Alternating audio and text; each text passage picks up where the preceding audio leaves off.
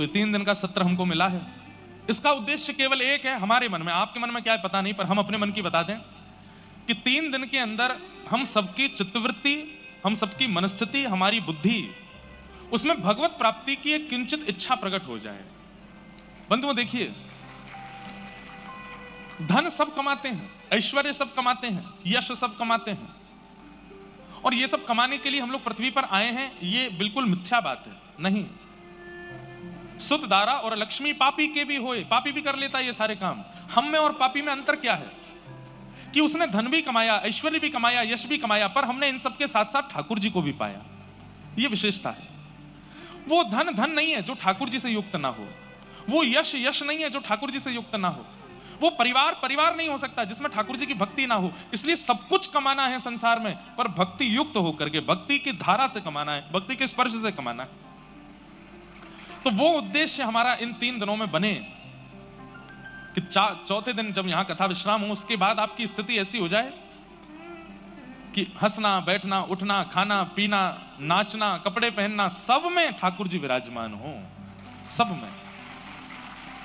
यहां कई लोग मुझको ऐसे दिख रहे हैं जो स्वरूप धारण, तिलक धारण करके बैठे हैं, और उनके तिलक से ऐसा लगता है शायद वो रोज ही लगाते होंगे।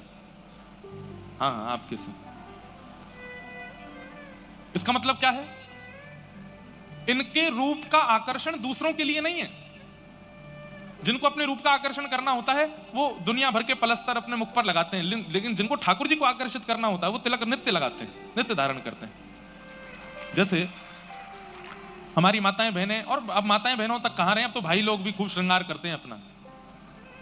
भाइयों के भी मेकअप होते हैं, पहले नहीं होते थे, अब होने लग गए। तो उसके पीछे कारण क्या है? किसी का आकर्षण, किसी को अपनी ओर आकर्षित करना है, इसलिए करते हैं।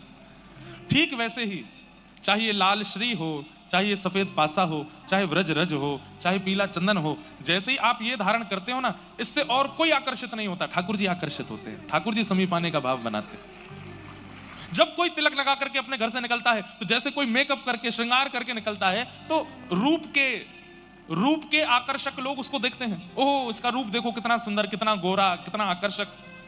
ठीक वैसे ही तिलक स्वरूप लगा करके जब व्यक्ति निकलता है तो ठाकुर जी उसको देखते हैं। अरे हम कह रहे हैं 24 घंटा में वो एक बार भी अगर हमको देख लेते हैं तो कितनी बड़ी कृपा है। जो व्यक्ति नित्य तिलक लगाता है, ठाकुर जी उसको एक बार तो जरूर देखते हैं, कैसा लग रहा है, कितना सुंदर है।